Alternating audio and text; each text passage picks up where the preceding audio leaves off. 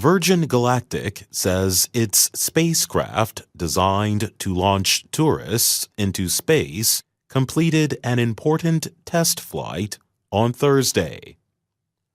The rocket ship, called Spaceship 2 VSS Unity, climbed more than 82 kilometers during the flight above California's Mojave Desert.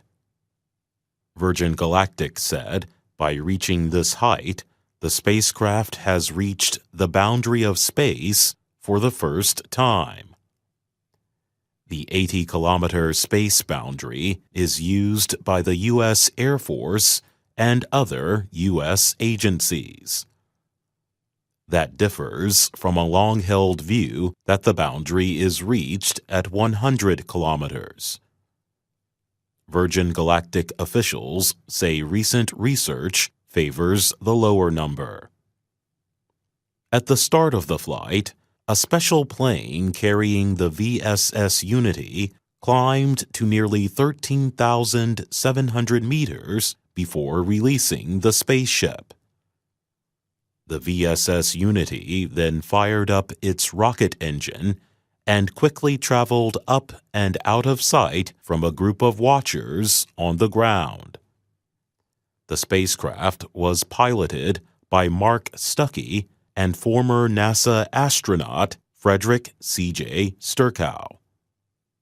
During the flight, the two men were able to experience weightlessness and see the curvature of the planet, the company said. The spaceship re-entered the atmosphere at 2.5 times the speed of sound and landed safely a few minutes later.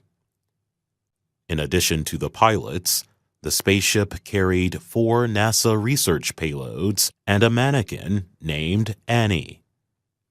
Virgin Galactic's chief, British billionaire Richard Branson, watched the flight from the ground. Today, we have shown Virgin Galactic can open space to the world, he said. Branson met the pilots after the flight and declared, "Space is Virgin territory."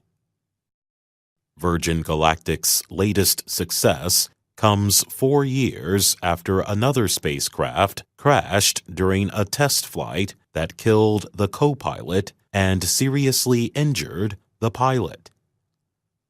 The crash led to major delays in the company's progress in taking tourists to space. Branson said after Thursday's test, he aims to launch the company's first space flight with passengers, including himself, by March 2019. More than 600 people have paid for or put down deposits to fly aboard Virgin's suborbital flight. Famous people, including actor Leonardo DiCaprio and music star Justin Bieber, are among them. A 90-minute flight cost $250,000. Richard Branson is not alone in the space tourism business. Amazon founder Jeff Bezos launched Blue Origin, which also plans to take space tourists on suborbital trips. Blue Origin will use the more traditional method of spacecraft attached to a rocket launched from the ground. Also, SpaceX founder Elon Musk recently announced plans to take a wealthy Japanese businessman and his friends on a trip around the moon. I'm Jonathan Evans.